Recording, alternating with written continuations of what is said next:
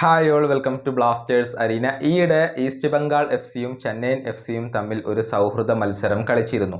ഈ മത്സരത്തിൻ്റെ ഭാഗമായിക്കൊണ്ടാണ് ഈസ്റ്റ് ബംഗാളിൻ്റെ പരിശീലകനായ ഓസ്കാർ ബ്രൂസോണും അവരുടെ സൂപ്പർ താരമായിരുന്ന ക്ലൈറ്റൺ സിൽവയും തമ്മിൽ ഏറ്റുമുട്ടിയത്. അതായത് മത്സരത്തിൻ്റെ തുടക്കത്തിൽ തന്നെ അദ്ദേഹത്തോട് അഥവാ സിൽവയോട് കളിക്കളത്തിൽ നിന്നും പുറത്തു വരാൻ ഈ ഒരു പരിശീലകൻ ആവശ്യപ്പെടുകയായിരുന്നു. ഇത് ക്ലൈറ്റൺ സിൽവയ്ക്ക് പിടിച്ചില്ല. രണ്ടുപേരും തമ്മിൽ വാക്കുതർക്കം ഉണ്ടായി എന്നതാണ് വസ്തുത. അതിൻ്റെ വീഡിയോസ് പുറത്തേക്ക് വന്നു. ഇതിന് പിന്നാലെ ക്ലൈറ്റൺ സിൽവയുമായുള്ള കോൺട്രാക്റ്റ് ഈസ്റ്റ് ബംഗാൾ അവസാനിപ്പിക്കുകയും ചെയ്തു. സിൽവ ക്ലബ്ബ് വിടുന്ന ഒരു കാഴ്ച നമ്മൾ കണ്ടു. ഒഫീഷ്യലായിക്കൊണ്ട് പ്രഖ്യാപിക്കപ്പെട്ടിരുന്നു. യഥാർത്ഥത്തിൽ അവിടെ സംഭവിച്ചത് എന്തെന്ന് വെച്ചാൽ ഓസ്കാർ ബ്രൂസോൺ ആവശ്യപ്പെട്ട പൊസിഷനിൽ കളിക്കാൻ ക്ലൈറ്റൺ സിൽവ തയ്യാറായിരുന്നില്ല. ഇതോടുകൂടി ഓസ്കാർ അദ്ദേഹത്തെ കളിക്കളത്തിൽ നിന്നും പിൻവലിക്കുകയായിരുന്നു. ഇത് ഇഷ്ടപ്പെടാതെ സിൽവ അദ്ദേഹത്തോട് ദേഷ്യപ്പെട്ടു. അങ്ങനെയാണ് രണ്ടു പേർക്കും ഇടയിൽ ഒരു കലഹം ഉണ്ടായിട്ടുള്ളത്.